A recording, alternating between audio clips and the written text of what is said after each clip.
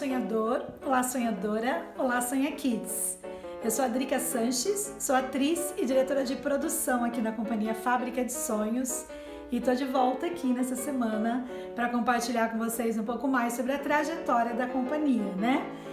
Espaço este que a gente tem utilizado para essa finalidade, para poder contar para vocês um pouquinho mais da história dessa importante companhia que há 22 anos atua no segmento teatral. Vamos lá! Bom, no último vídeo nós falamos sobre a estreia do espetáculo Alto da Barca do Inferno, que aconteceu no ano de 2006, que foi uma produção extremamente relevante para a companhia e que não só pelo aspecto artístico, mas também pelo aspecto do trabalho e da produção. Eu disse para vocês que hoje nós falaríamos sobre o ano de 2008, isso mesmo, o ano em que a companhia estreou duas produções. O espetáculo A Fabulosa Aventura de João e Maria e a incrível e trágica história de amor de Romeu e Julieta. Bom, um espetáculo infantil e um espetáculo adolescente. Na verdade, o espetáculo do Romeu e Julieta que nós estreamos nesse ano, ele tinha justamente essa busca de atingir um público que não era aquele público infantil que a companhia já vinha trabalhando há muito tempo, né, para crianças, e nem o público juvenil dos espetáculos de literatura, como Memórias de um Sargento de Milícias, O Alto da Barca do Inferno e A Hora da Estrela. Mas sim esse público que está na faixa do Fundamental 2, né, do ciclo 2, do 6º ao 9º ano, que é uma plateia muito difícil de se atingir. Então depois vocês vão entender um pouco mais por que a gente fez essa opção. Eu vou falar inicialmente sobre A Fabulosa Aventura de João e Maria, que foi um espetáculo estreado no ano de 2008, com texto e direção de Guido Caratori, um grande desafio no repertório da fábrica, principalmente pelo aspecto cenográfico que nós nos propusemos a enfrentar. Era um espetáculo que tinha uma casa giratória em cena, isso mesmo. Era uma plataforma de 6x4, se eu não estou enganada, e essa plataforma girava em cena e a gente iniciava, né, com a casa do lenhador, com a história tradicional que vocês conhecem, e essa casa ia se transformando, ia girando e virava a casa da bruxa, e também tinham painéis que subiam e desciam, que dava perspectiva da floresta e de todos os acontecimentos que permeavam toda a história.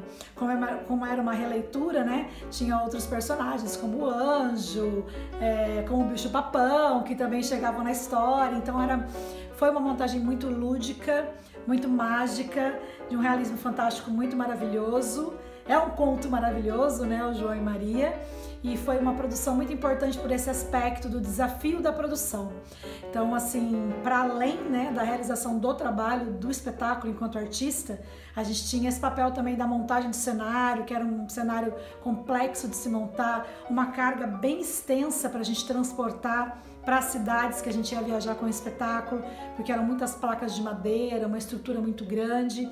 Tinha que ser feito em palcos grandes, com pelo menos 10x10, porque a casa tinha esse eixo do giro, né, do 6x4, então precisava ter uma dimensão maior para a segurança do público.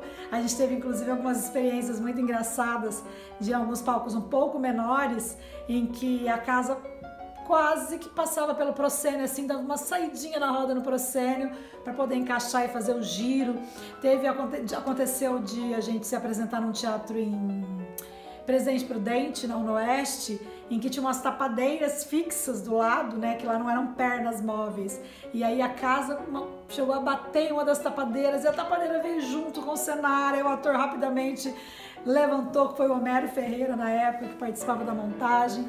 Então, assim, foram muitas experiências com esse cenário estrambofético, assim, enorme que a gente tinha, mas sobretudo um cenário encantador, um espetáculo encantador, uma montagem linda que chegava nas crianças, que causava, né, uma expectativa linda, assim, de realização com a fábula, né, com o conto maravilhoso do João e Maria.